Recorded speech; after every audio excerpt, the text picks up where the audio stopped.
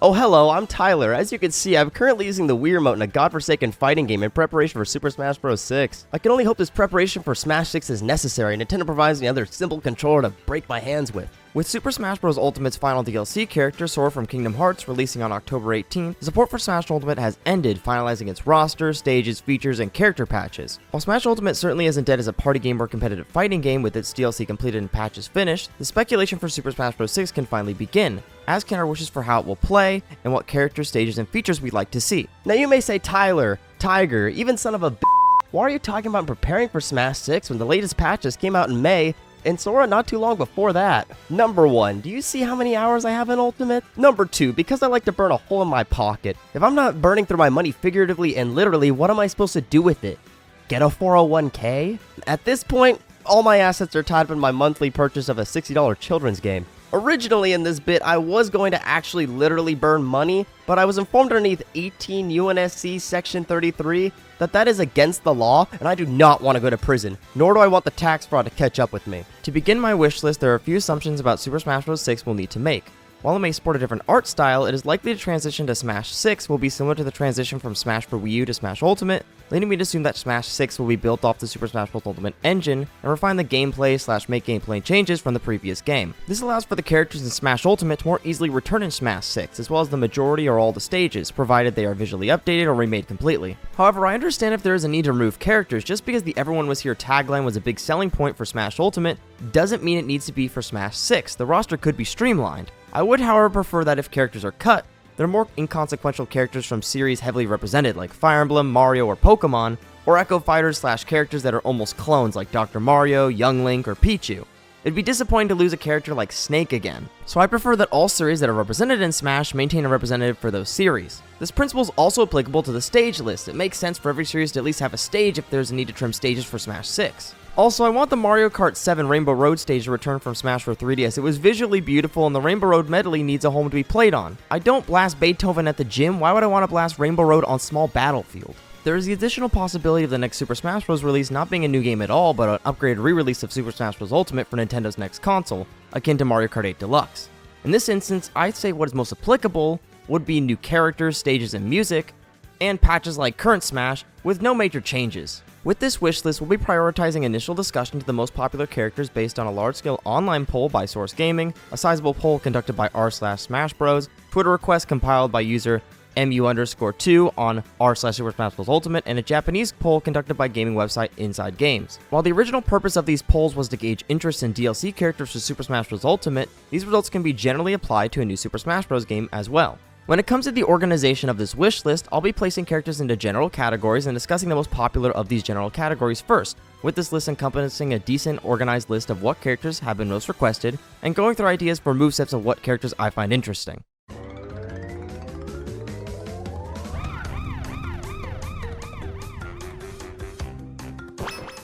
By far, the currently most requested character is Crash Bandicoot. It's understandable why. He's the iconic poster boy of the PlayStation 1 and the mascot rival of Mario in the 5th generation, alongside of course Sonic the Hedgehog. Additionally, with his recent resurgence due to the Sane Trilogy and Crash Bandicoot 4, he's seen quite the resurgence in popularity, making him a prime candidate for Smash Bros. Now more than ever. When it comes to his moveset, Crash could be quite the speedy character as he speeds through his stages at a quite decently fast pace in his classic games. He would of course have a snappy jump as he falls quite fast in his games and has a speedy yet long distance slide that can serve as a running attack or a down tilt.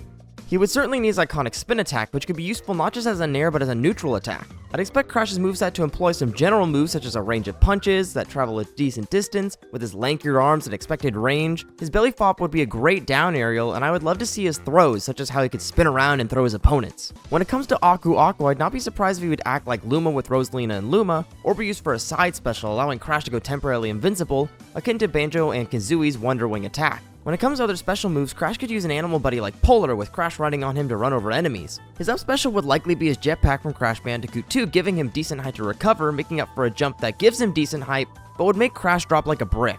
His down special could be a variety of options, such as a bounce crate or a TNT crate that would explode within a few seconds. His final smash is less easy for me to theorize about, as are his smash attacks. For taunts, he'd need his various stage completion animations, as well as of course the Crash dance.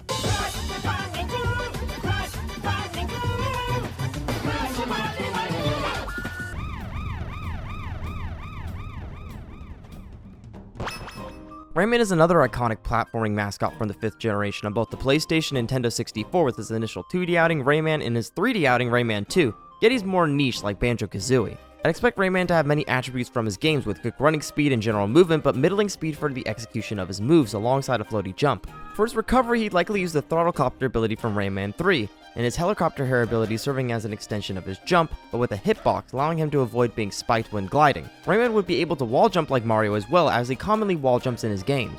When it comes to his moveset, I'd imagine Rayman would have extensive range, with his floaty hands and feet serving as disjoints, allowing him to neutral attack with a good amount of range, almost similar to Min Min, with his running attack being a spin attack and his side smash having him wind up and unleash a large fist. His up smash would have him use his helicopter hair to multi-hit his opponents, and his down smash as an attack where he slams the ground. I'd imagine for a projectile he could fire punches for his neutral special, or use Lockjaw from Rayman 3, using a unique electric grapple move, and use Vortex as a side special, throwing opponents into the air. Certainly plums could be incorporated into his moveset as well, but it's hard to fully guess how any character will be fully implemented.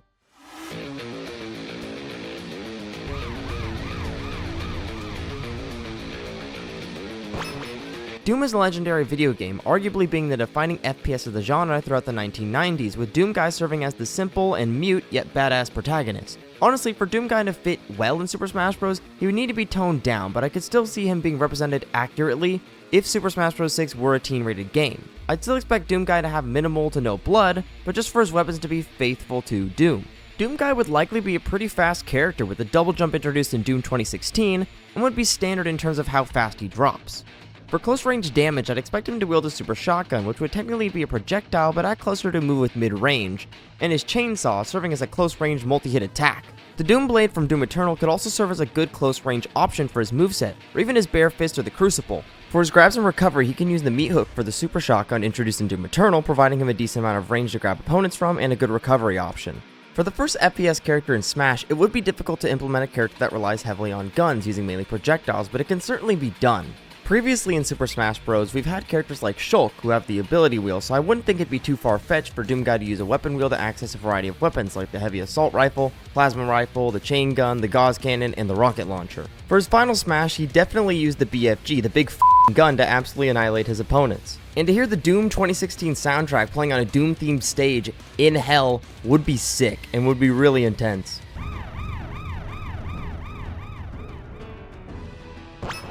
So far, this is my last big dream character for Super Smash Bros., especially with Banjo-Kazooie coming to Smash and Ultimate. It'd be a dream come true as a massive Halo fan since I first played Halo 3 on my Xbox 360 as a kid, to finally play as Master Chief in Smash. Master Chief would definitely be a slower character, even with sprinting being added as a permanent movement option since Halo 4.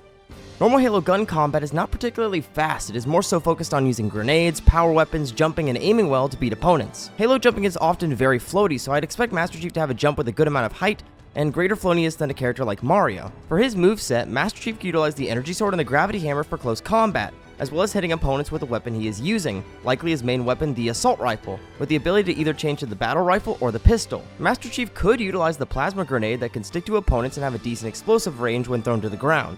With Snake already using standard grenades, it would feel redundant for Master Chief to use them too.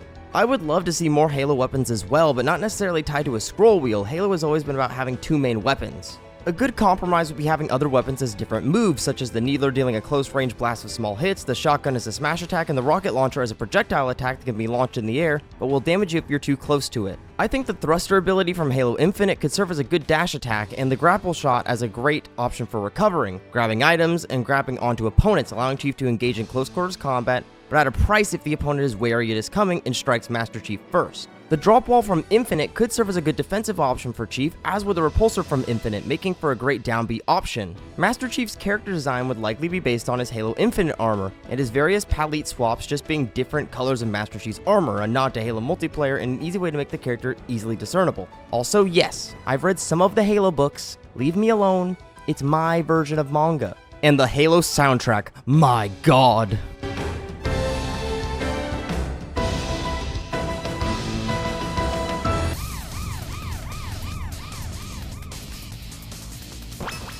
And then there's my actual most hyped character for Super Smash Bros., Dante from the Devil May Cry series, featuring Dante from the Devil May Cry series. And when I say most hyped, I mean I don't know what the f*** a Dante is. I played a few hours of some of the games, but there's only so much I could speculate on.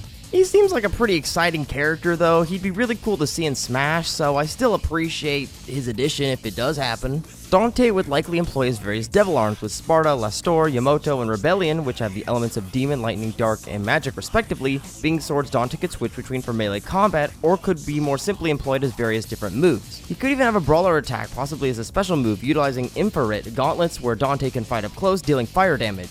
Dante could utilize his nunchucks, Cerberus, using the move Satellite to hit opponents around him. As a standard special move, Dante would likely utilize his dual pistols, Ebony and Ivory, for projectile-based attacks, akin to Joker, but firing more rapid in succession. I'd expect Dante to be a character with decent speed, a pretty high jump and double jump, and the ability to dodge fast, strafing around opponents with ease. Devil Trigger could be employed in Dante's smash attacks and Dante's recovery, transforming Dante to utilize his supernatural state to fly back towards the stage or the ledge. Overall, pretty sick addition to Smash that would be really cool to see fight against a character like Bayonetta, someone with a similar type of world.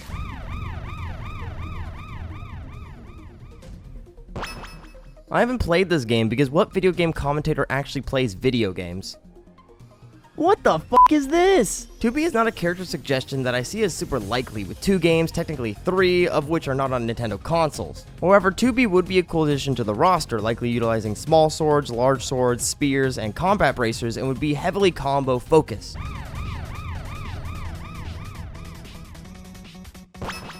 Ryu, no not that one, would be a great addition to Smash, with Ninja Gaiden being a classic NES game and could be based on his original NES entry and the more recent outings like Ninja Gaiden 3 Razor's Edge. Ryu would be a speedy sword-based character utilizing his Dragon Sword to quickly strike foes in a fury of sword attacks with his standard moves. I'd expect to see moves from his NES outing like the Throwing Stars or the Windwheel Shuriken as a standard B projectile, the Jump and Slash possibly as a recovery attack, possibly the Fire Wheel attack as a down B shield, and weapons like the dual katanas and Falcon's Talons from the recent Ninja Gaiden titles incorporated into his moveset. After recently playing Ninja Gaiden for the NES and Ninja Gaiden 3 on my Wii U, I have a lot more respect for this series, and I have to say that he would actually be a really fun character with his combo-based attacks, making for a really satisfying gameplay loop.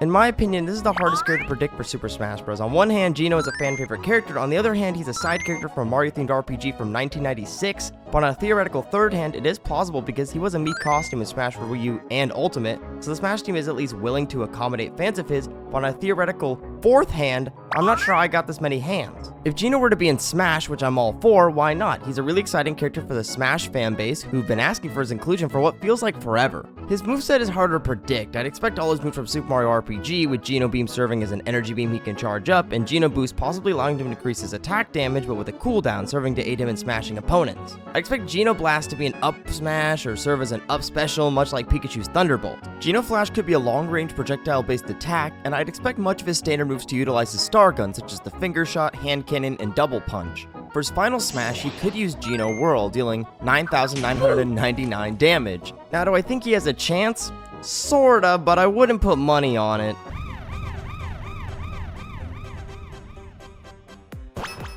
Even as a popular addition within the Smash community, I doubt that Shantae would be added as a fighter due to her niche following and her being closer to an indie game character nowadays. However, I'd love to see her added and see how her various transformation and hair-based attacks would be used in her moveset.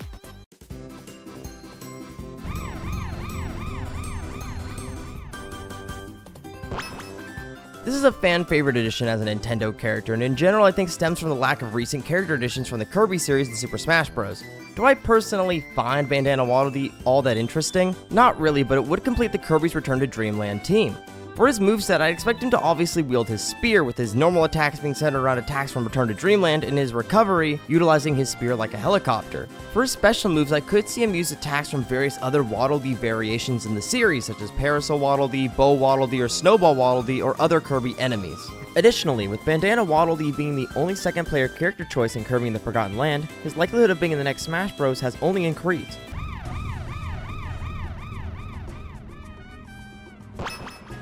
Dixie Kong would be a great addition, with the DK and DKC series being better represented in Smash. I'd expect her to be close to an Echo Fighter of Diddy Kong, only utilizing her hair for a recovery and greater horizontal movement in the air, utilizing her hair-based attacks from Donkey Kong Country 2 instead of Diddy's Cartwheel, and her Gumball Pop Gun instead of Diddy's Peanut Gun. Also, because Donkey Kong Country Tropical Freeze is just a perfect video game, and I want more representation for that game.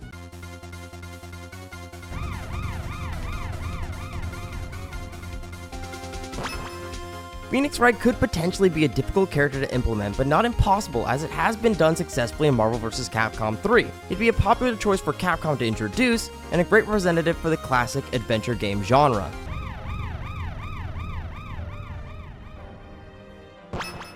The Monster Hunter series is another series from Capcom, being exceptionally popular in Japan and has a lot of titles exclusive to Nintendo consoles. With the amount of weapons and new movement options in the Monster Hunter franchise, this could be a badass character, and I know it'll represent a series a lot of people genuinely love.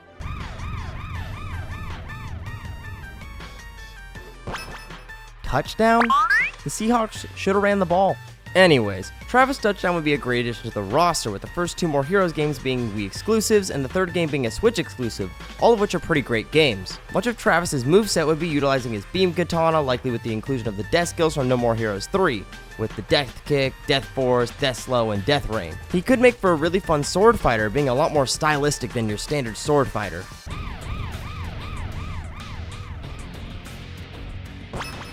When Echo Fighters were announced for Smash Ultimate, it was expected that Shadow the Hedgehog would likely be an Echo Fighter for Sonic, and there was quite a lot of hype around Shadow being a possible character. While this idea really didn't pan out, it would still work perfectly for a new Super Smash Bros. Game. There's no real necessary changes that would be needed to make Shadow a playable character, just play Sonic Adventure 2 to prove that. Except maybe his final Smash being Chaos Control, and maybe giving him a f***ing submachine gun. I was thinking about why so many in the radical left participate in speed running. Huh? The reason is the left's lack of work ethic. What? You're a beta male, Sonic.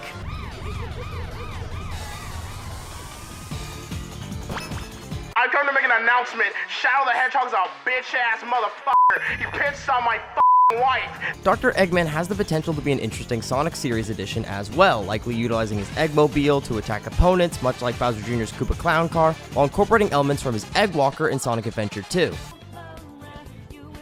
Anime, weeb Oh, and Heavy from Team Fortress 2. Really can't say too much about these characters, I'm not gonna lie to you.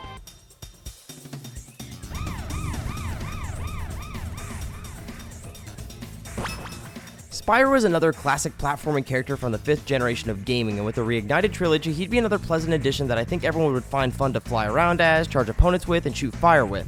Also, give him a skateboard for a move. That'd be sick.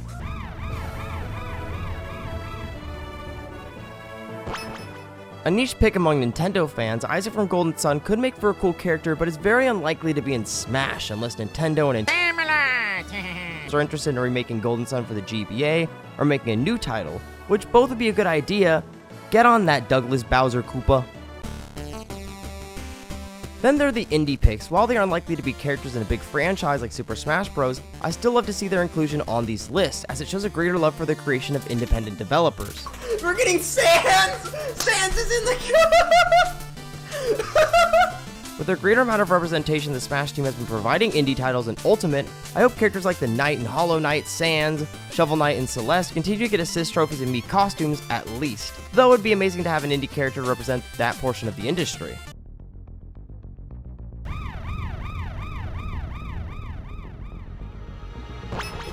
And now we come to my picks for characters, with first and foremost there being Emmy from Metroid Dread. There isn't much to say about this pick, other than I think Emmy would make for a great Metroid rep, fulfilling the creepy tone of the Metroid series, and could possess the ability of the various Emmys throughout Metroid Dread.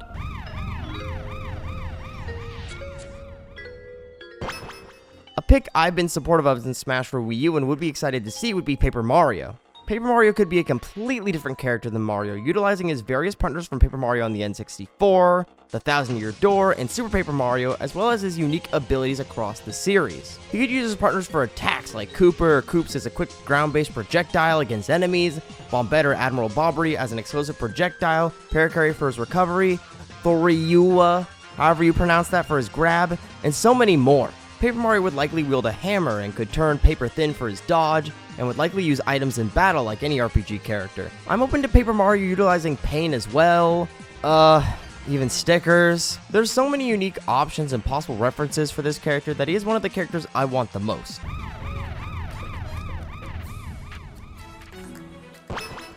It is about time Zelda has received a new representative in Smash as such a massive Nintendo property, and the inclusion of a fan-favorite character like Skull Kid, a new character like a champion from Breath of the Wild, or a joke character like Tingle would all be serviceable options. Personally, I think Urbosa would be a badass addition to the roster with her sword, shield, and lightning-based attacks, and just a character with a lot of personality.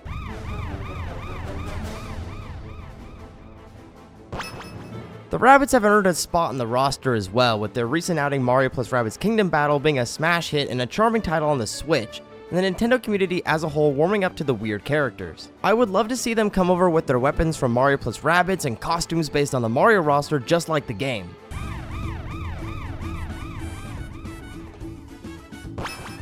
I think Cranky Kong would be funny too. I want to see him bounce around with his cane and beat people up with it.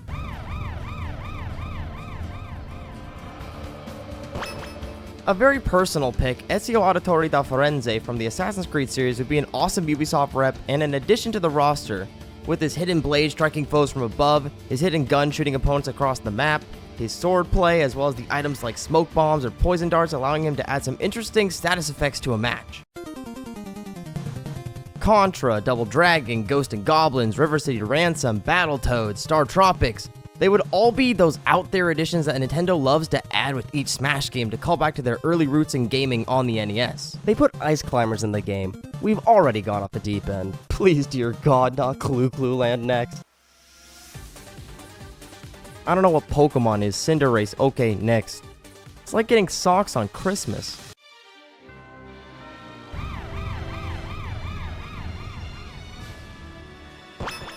Smash has had quite a few original characters, especially with the introduction of so many new enemies and bosses in Brawl, and I think they'd be cool characters to play as and still a celebration of gaming, as Smash Bros itself has an undeniable impact on the gaming industry. Personally, I'd give a thumbs up to Master Hand and Crazy Hand being characters in Super Smash Bros 6. They'd be very handy characters to add to the roster of characters to play.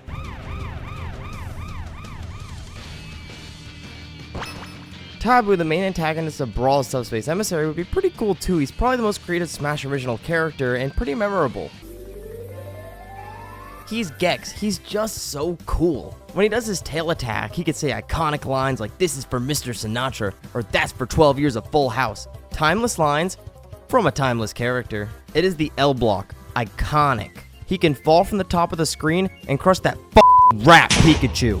Think about it. No, think about it. He could default dance for his taunt, do that L dance. He also has a gun. My fellow Americans, we got a #1 victory. Bun dun dun dun dun dun dun dun bum bum when the imposter is sus. Okay, hear me out on this one. Before you start saying, "Hey Tyler, you stupid idiot." Lightning McQueen from the hit 2006 Pixar film Cars could never be in Smash. Ask for the Cars of 4 to be in the game instead. McQueen is an eligible character, let me explain. So Cars the video game released on the GameCube, PS2, and the Xbox alongside other platforms in North America on June 6, 2006, 3 days before Cars hit theaters. This also happened in Australia. The game released a day before the movie. Europe, it doesn't exist. It is fake like Wyoming. Now some no good naysayers may say, well, Lightning McQueen was marketed as a movie character, not a video game character, so he's not eligible. Guess what? I don't care. Facts don't care about your feelings. Where the f is Waluigi? Well, I didn't think he was that important, relevant, or funny anymore. No. Waluigi is the people's character. This is America, not f communist China. Okay, we'll talk about him. Just leave.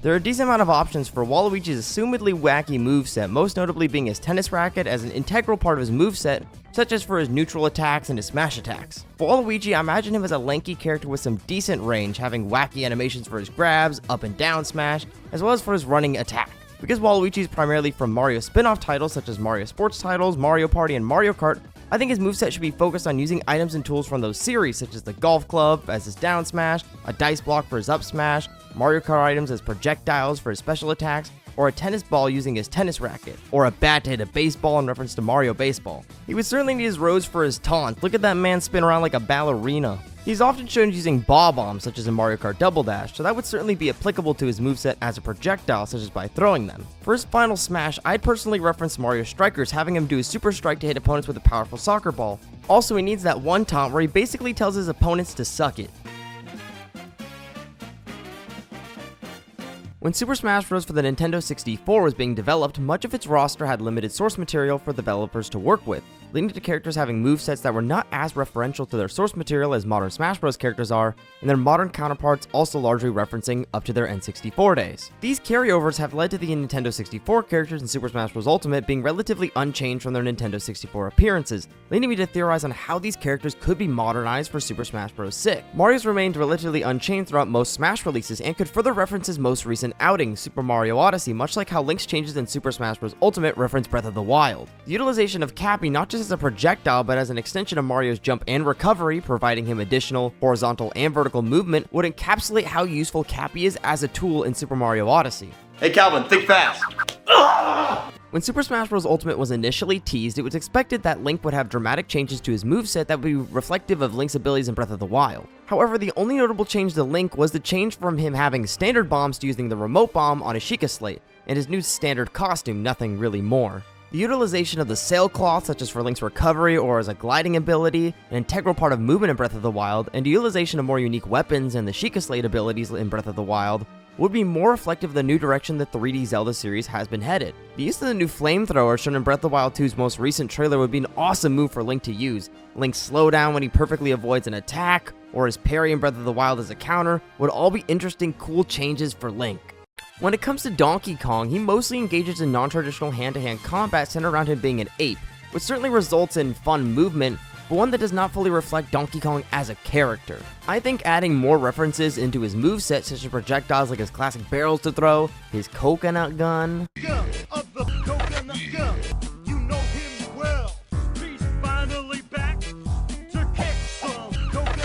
his rocket barrel from Donkey Kong Country Returns and Tropical Freeze as a recovery, and possibly an animal buddy like Rambo as a special move would make Donkey Kong more referential of his character and more interesting overall to play in my opinion. When it comes to Samus, she has gone through plenty of changes since the days of Super Metroid when it comes to her base moveset and the new abilities introduced in Metroid Fusion and Metroid Dread. However, she's not gone through the same transformation in Super Smash Bros. The introduction of Samus' slide ability to Super Smash Bros., which has become an integral part of Samus' standard moveset in Metroid Dread, and the introduction of Samus' dashing and strafing abilities from Metroid Dread could make Samus a speedier and more versatile character on the battlefield, improving her placement on the tier list hopefully. And certainly utilizing Samus' new suit in Metroid Dread not just as a palette swap out as her standard suit in Super Smash Bros. 6 would be a good idea. With Kirby games having an increasing amount of copy abilities, his moveset could include a large variety of them, especially those that are more recent additions and could showcase a larger amount of Kirby's history, as they are an integral part of the Kirby games and how Kirby functions.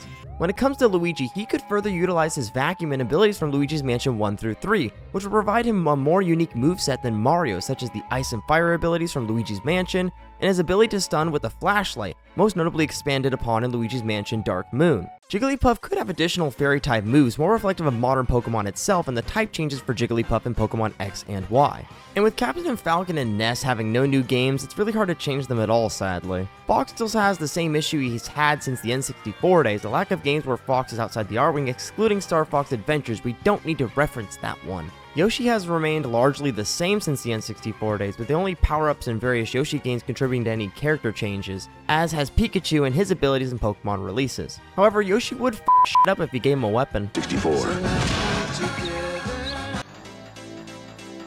The Melee characters are weird, as certain characters are clones that have received some tweaks in Smash Ultimate, but are largely similar to their N64 counterparts like Young Link, Pichu, and Dr. Mario. There isn't much that can be changed about these characters. Honestly, they are clones by design. One is a devolution of Pikachu, another is Link before puberty, and the last one is literally Mario if he had a PhD and was a licensed pharmacist. Weren't you recently arrested for, not being a real doctor? Yeah, from a cop who got his degree from Monsters University. Like, yeah, that's totally a real degree. Okay, so a fake police officer arrested you, a fake doctor. Yeah, but I'm a real doctor. Why are you still in my house? One character I could see changed would be Young Link. The possible introduction of Mask from Majora's Mask could be significant enough to establish the character as unique from his adult counterpart, transforming into the main Mask from Majora's Mask, allowing Young Link to utilize more moves related to those masks. However, he is an extremely fun, fast-paced character with a fun combo game, even if he does feel uninspired in comparison to standard Link for Smash for Wii U, but he does at least fill that void, with Link now being more based off of Breath of the Wild. When it comes to Ganondorf, he has received some modifications from his base moveset based on Captain Falcon, and is a fun character to play in Ultimate, but he is still largely similar to Captain Falcon, and should receive some more unique movesets reflective of boss fights from Ocarina of Time, Wind Waker, and Twilight Princess, and just more referential to The Legend of Zelda. Character changes for characters introduced in Super Smash Bros. Brawl, Wii U, and Ultimate are likely to be slight, with only the occasional character modification to reflect a new game, or simply a cosmetic change. It is the N64 characters, the original roster, that have remained relatively unchanged, that can be made more unique like present-day Smash characters, with movesets more reflective and referential to their games. Except maybe Little Max, Simon, and Richter, they really aren't decent characters and have terrible recoveries that are essentially useless. This brings us to general mechanics. In my opinion, I think that recovery balancing would be beneficial for a new Super Smash Bros. Game, which recoveries have less variation. I'm not suggesting no variation when it comes to recoveries, but rather that no character has a useless recovery like Little Mac or Simon and Richter in Ultimate, in which their recoveries have little vertical movement and relatively no horizontal movement to make up for it. Furthermore, I'm suggesting that no character have recoveries that are almost not punishable, such as Piranha Plant, King K. Rool, and especially Sora. Frankly, I find that they subtract from the Smash experience of being able to kill other players by throwing them off stage or punishing them off stage. The disparity in recoveries amongst Smash Ultimate's roster is only exacerbated by characters who are considered high tier often having relatively good recoveries. The power provided to a character often does not balance out their poor recovery and jump performance, limiting the viability of certain characters by default. The unique attributes of certain recoveries, such as the unique method Ness and Lucas recover, or the teleportation of Zelda and Palutena, can remain, but the horizontal movement, vertical movement, and the speed in which recoveries can be used should be more close amongst all characters in the roster than the current standard established in Ultimate. When it comes to creating a stronger combo system in Super Smash Bros. 6, a possible increase to the DI angle and hit stun for certain characters could allow for a greater free-flowing combo system, where a variety of combos can be strung together without them being easily negated by a lack of hit stun. Yeah, you didn't think we'd get to the nerdy stuff, you doubted me. See, I have too much free time, that's where you're wrong. This free-flowing combo system was a promise and an expectation leading into Super Smash Bros. Ultimate in 2018, and can only be described as limitedly achieved. Certainly, DI is a necessity. I'm not looking for the SDI only Smash 64 style with really difficult to escape combos, but just an increased emphasis on free-flowing combos that reward players for developing their own combo skills, to create more creative combos during combat, and develop their own combo preferences, and still allow for other players to demonstrate an ability to escape those combos with the skills they have developed defensively. To complement a more free-flowing combo system, the ability to more precisely space would be beneficial. Not necessarily wave dashing, which I would not be opposed to, it's incredibly useful for precise movement, but at least ground movement that feels less stiff and more precise than Ultimate. And obviously, the greater emphasis on character balancing that has been more apparent since Smash for Wii U is a necessary carryover for Smash Bros. 6 to develop and to perfect its general mechanics. Honestly, if I could buff or nerf myself, I'd change very little. Self-love is important. However, I would buff my tolerance for lactose. Specific character balances are hard to theorize about when Smash switches to a new engine or builds off of a pre-existing engine with a new title. Rather, I can only make some general comments. Firstly, some agreed upon top tiers in Super Smash Bros. Ultimate. Pikachu nerfed the damn rat, Pyra and Mithra, and Joker could use some nerfs in Super Smash Bros. 6. They're simply put characters with some moves and frame data that is exceptional in comparison to the rest of the roster. Some less than viable or unviable low tiers like Little Mac, Robin, Ganon, and Slimer/Richter should be reworked, employing some moveset changes. Others like Kirby, Isabelle, Ridley, the Ice Climbers, or possibly even Donkey Kong need some significant buffs. Certainly there are arguments about tons of characters needing nerfs and buffs, but that is another topic entirely that we are generally tackling here. When it comes to returning features, I'd love to see the reintroduction of trophies and stickers rather than spirits, or trophies and stickers serving as similar functions to spirits, with them being collected in a similar fashion. Fighting spirits made for an interesting way to collect them alongside the various events Nintendo hosted, but as collectibles by themselves, they don't feel at all too meaningful. They are kinda just PNGs you can collect, without any character or game descriptions explaining their significance, leaving many players without necessary context. They are almost as useless as NFTs if you're that kind of nerd. Trophies serve the collection and historical aspect present from Smash 64 to Wii U well, providing players an interesting collectible to view within the trophy gallery, with meaningful descriptions describing the historical significance of the character featured as a trophy in the games they were in. Oh, come on. You expect me not to want to waste time collecting useless collectibles in a video game? I bought Wario World for $80. I have nothing better to do. Certainly, stickers in Brawl and Spirits in Ultimate are one and the same, but stickers were more forgivable and interesting because they felt like an additional collectible alongside trophies rather than a worse replacement.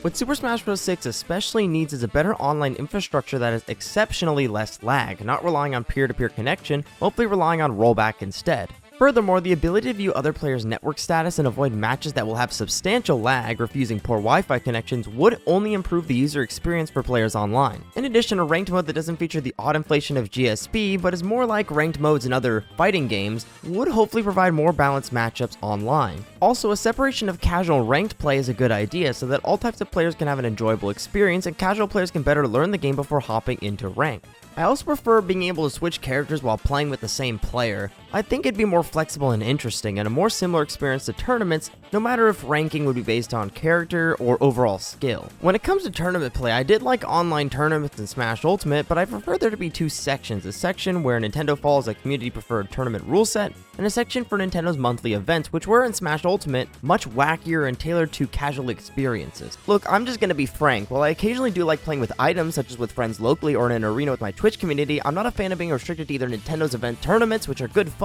or a tournament option that is either 4-player or 2-player with items, and stages not legal in normal tournament play. I think the addition of a tournament mode that is based on the most agreed upon tournament rules by the community would enhance the online experience for many Smash Ultimate players like myself. Arenas should definitely return and be improved upon with more management options for running an arena. They are an excellent idea, but as the host I should be able to move players in line and change my character and stage in the line, as well as the arena music and settings while in line. Additionally, Nintendo should allow multiple players to play online in arenas on one Nintendo Switch or whatever console this will launch on, a feature present with 2 players in Mario Kart 8 Deluxe and 3 players with Mario Party Superstars.